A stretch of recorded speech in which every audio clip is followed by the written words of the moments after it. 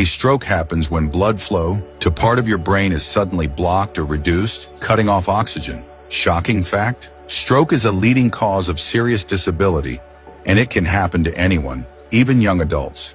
Many people miss the warning signs because they come on suddenly or seem unrelated. Here are 5 early signs of a stroke you should never ignore. First, sudden numbness or weakness, especially on one side of the face or body. It means part of your brain isn't getting enough blood. Second, trouble speaking or slurred words. Your brain is struggling to communicate. Third, confusion or trouble understanding simple things. Thinking gets foggy fast.